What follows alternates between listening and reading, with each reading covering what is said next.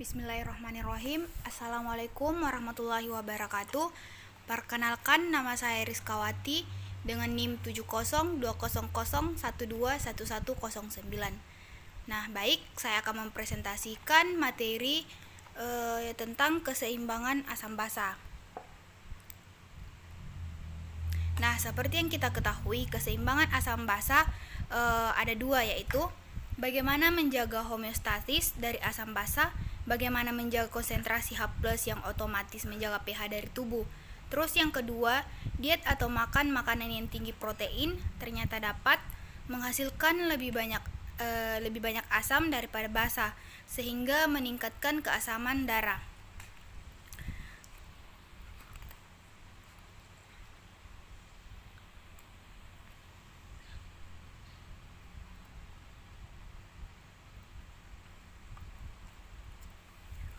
Terus selanjutnya yaitu pH normal, pH darah normal sekitar 7,35 sampai 7,45.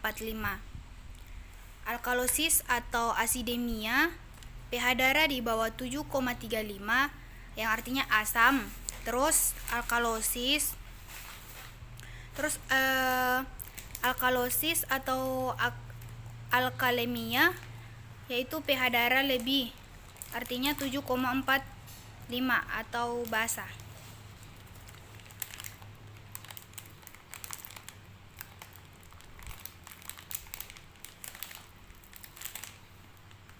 Terus pH ditentukan oleh jumlah konsentrasi dari ion hidrogen dalam tubuh. Jika konsentrasi H+ meningkat, pH menurun. Jika konsentrasi H+ menurun, pH bersifat basa. Selanjutnya yaitu sumber-sumber ion H+. Pertama, sebagian besar ion hidrogen berasal dari metabolisme seluler. Kedua, pemecahan protein dapat menyebabkan atau mengeluarkan asam-asam fosfat. Terus ketiga, respirasi anaerobik pada saat bernafas akan menghasilkan asam laktat. Selanjutnya, metabolisme lemak juga dapat menghasilkan badan-badan keton yang dapat menyebabkan ketoasidosis. Terus yang terakhir itu mengangkut karbon dioksida di dalam darah saat bikarbonat melepaskan ion hidrogen. Nah, selanjutnya yaitu pengaturan ion hidrogen ada 3. Yang pertama itu sistem keseimbangan secara kimiawi, yang dimana terjadi di dalam darah, dimana cara kerjanya sangat cepat dalam hitungan detik. Terus yang kedua, pernafasan yang dilakukan oleh batang otak ini sedikit lambat, membutuhkan waktu kurang lebih 1-3 menit. Terus yang ketiga, mekanisme yang dilakukan oleh ginjal butuh waktu berjam-jam, bahkan berhari-hari untuk mengembangkan pH tetapi tahan lama menjaga keseimbangan seluruh tubuh.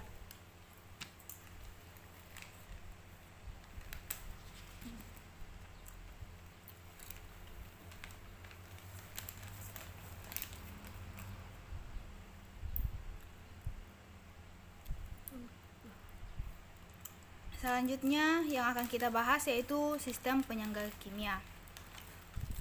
Nah, di sini terbagi menjadi 3. Yang pertama itu sistem penyangga bikarbonat.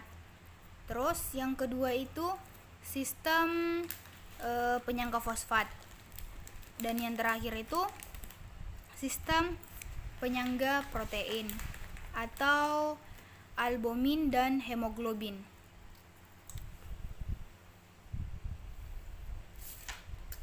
Terus selanjutnya sistem penyangga protein terbagi juga menjadi 3. Yang pertama itu hemoglobin dalam sel darah merah. Kedua, albumin dalam plasma darah. Terus yang ketiga, gugus karboksil bebas bertindak sebagai basa untuk bergabung dengan H+, NH2, H3, NH2 atau meningkatnya pH.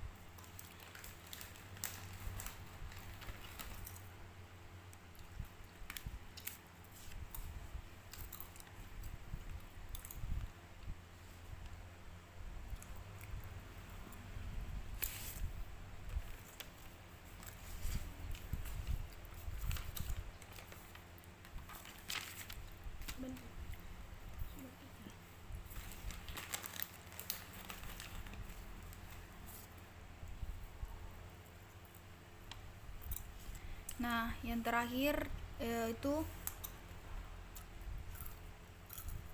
sistem penyangga asam karbonat. Pertama itu pengaturan keseimbangan asam basa. Sistem pernafasan adalah sistem booster fisiologis. Terus kedua itu ada keseimbangan reversible antara karbonat dioksida dan air terlarut. Kedua, berdasarkan ion karbonat, HCO3 atau H2CO3 sebagai asam lemah.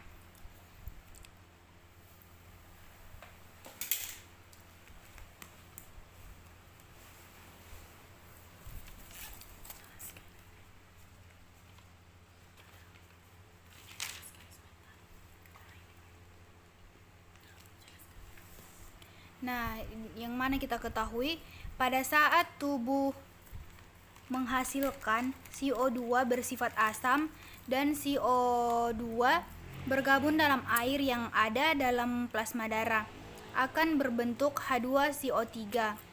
Walaupun H2CO3 itu sebenarnya bersama bisa menghasilkannya H+ atau asam, dan juga bisa menghasilkan HCO3- atau basah lemah.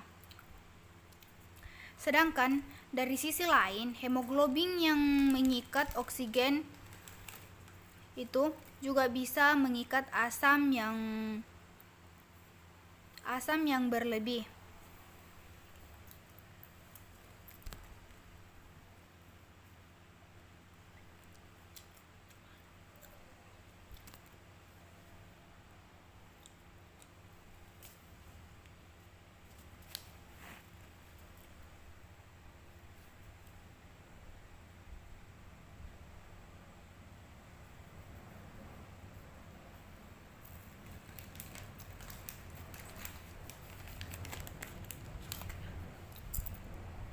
Nah, yang terakhir yaitu dari sistem penyangga fosfat.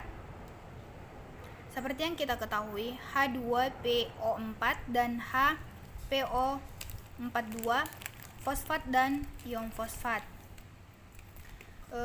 Kedua, terletak sebagian besar di cairan intraseluler.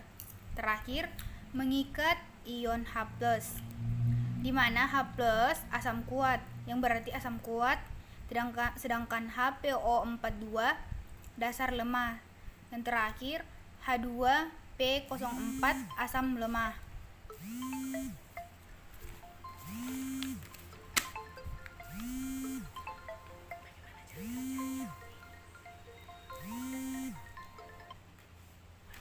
Nah, baik, saya akan menjelaskan bagaimana cara kerjanya.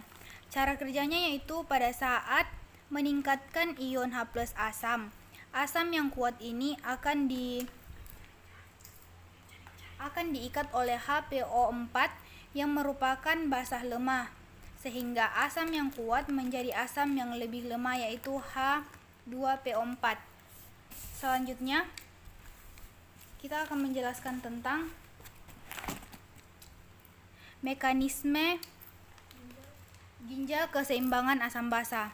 Pertama, mekanisme ginjal yang paling penting untuk mengatur keseimbangan asam basa adalah: pertama, menyimpan atau menghasilkan ion karbonat baru HCO3-. Yang kedua, ekskresi ion karbonat dalam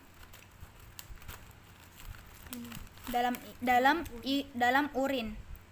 Yang selanjutnya, kehilangan ion bikarbonat adalah sama seperti mendapatkan ion hidrogen. Menyerap kembali ion bikarbonat sama dengan kehilangan ion hidrogen.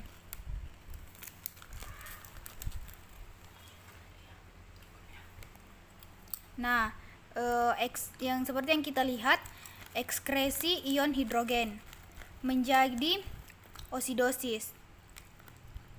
Ginjal menghasilkan ion bikarbonat dan menambahkannya ke darah jumlah ion hidrogen yang sama. Terus jumlah ion hidrogen yang sama ditambahkan ke urin. Sekian materi yang dapat saya jelaskan. Kurang dan lebihnya mohon dimaafkan. Assalamualaikum warahmatullahi wabarakatuh.